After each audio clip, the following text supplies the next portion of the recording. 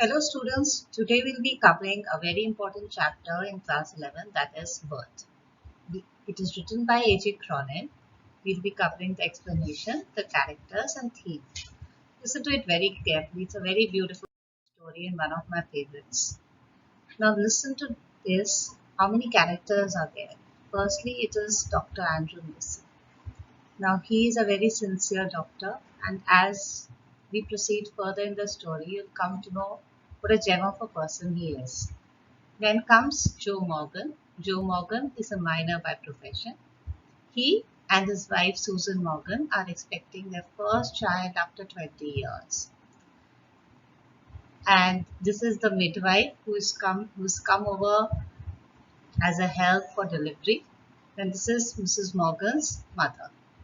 She's a 70-year-old lady and is very hopeful and has high aspirations from the child. Coming to the theme of the chapter, the story Birth, which is written by A.J. Cronin, is an extract from a novel, The Citadel. It narrates how a medical practitioner, Dr. Andrew Mason, handles a case of child delivery.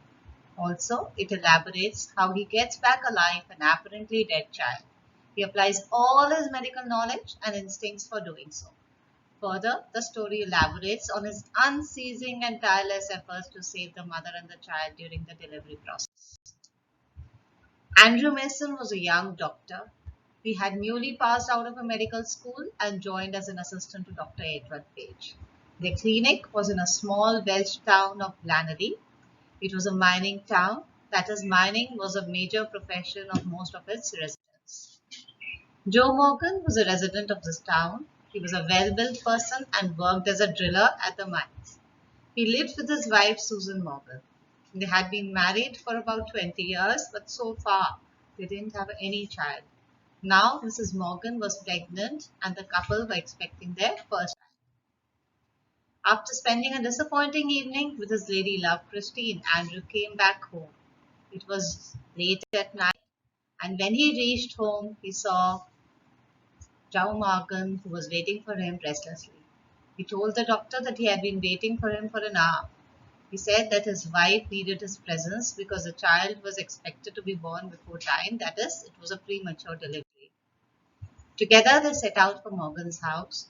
Andrew was feeling very dull and tired because it was very late at night. He had no idea that this night call would prove unusual and influence his whole future in Blannery.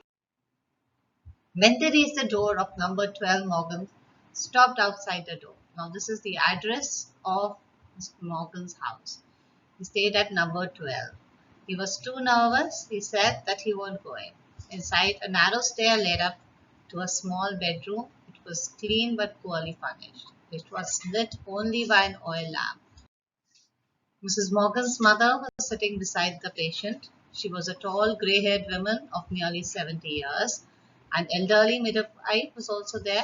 Both of them watched Andrew's expression as he moved about the room. Since there was a period of waiting, as there was still time for delivery, Andrew waited in the kitchen. Soon he was lost in his thoughts about Christine and people around him having failed marriages. An hour later, he went upstairs again. He noted the progress made and came down once more. He sat down by the kitchen fire. There was still time for delivery.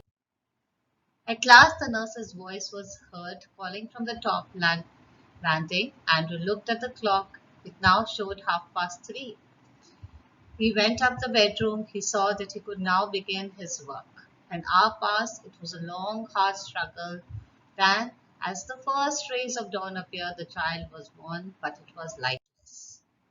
As Andrew looked at the lifeless form, a shiver of horror went down his body.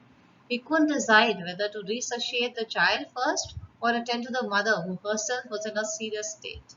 Instinctively, he gave the child to the nurse and turned his attention to Susan Morgan, who now lay collapsed, almost pulseless. He gave her an injection, and after a few minutes of feverish effort, Susan's heart gained strength. Now he could safely leave her, and Andrew decided to revive the child. Swinging round to the nurse, he asked, "Where's the child?" The child's head lolled, limbs were not moving, and the skin was blanched white. Now you have to remember this. What was the condition of the child initially? He at once knew that it was a case of asphyxia or pallida, where oxygen does not reach the brain. He remembered that a similar case was there during his training period, and he decided to give the child the same treatment that was given to the child by the doctors on duty at that time. Instantly, he was on his feet. "Get me hot water and cold water," he said to the nurse. "And basins too. Quick, quick." He took a blanket and laid the child upon it. Then he began a special method of respiration. The basins arrived. Andrew put cold water into one basin. Into the other, he mixed water as hot as his hand could bear. Then, like a crazy juggler, he hurried the child between the two basins. Now he plunged it into the icy water, now into the hot one. Alternately, he kept on dipping the child into the two basins, and firstly in hot and then in cold water for 15 minutes. Sweat was now dripping from his forehead, running into the doctor's eyes. He was short of breath and panting, but the child was still unconscious and lifeless. A terrible sense of defeat came on him. Having labored in vain for half an hour, he still made one last effort. He rubbed the child with a rough towel. He pressed and released the little chest with both his hands. Thus, he tried to get breath into that limp and dull body. And then a miracle happened. The little chest gave a short heave. Andrew continued with his efforts feverishly. The child had started gasping deeper and deeper. A bubble of mucus came from one tiny nostril. The limbs were no longer boneless. The head no longer laid back spinelessly. The skin was slowly turning pink. And then exquisitely came the child's cry. Now, see the condition of the child now. Initially, his head lolled, the skin was white, and the limbs were not moving. And now, the limbs were no longer motionless. There is actually life in it. The skin has started turning pink, and the head became firm, and the child started breathing. Mrs. Morgan's mother was observing from a distance what was going on, leaning against the wall, mumbling her lips with folded hands, continuously praying. Andrew handed the child to the nurse. There were tears in his eyes. His work as a doctor was done. He went downstairs and took a long drink of water. Then he took his hat and coat and left the house. Outside, he found Joe standing on the pavement with a tense, nervous, and expectant face. "All right, Joe," said Andrew. "Both mother and child are absolutely fine." It was quite light outside, nearly 5 o'clock in the morning. A few miners were already in the streets, some coming back from work, some going to work. As Andrew walked with them, he kept thinking unconsciously, "I've done something, oh God, I've done something real at last." The story ends us with we as readers having a lot of respect and awe for Dr. Andrew, who truly behaved as a good Samaritan and gave the gift of life to the mother and the child. He is indeed a gem of a person. So, students, believe in yourself.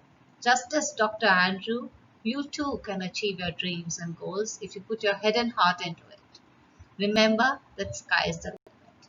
Thank you. Have a nice day.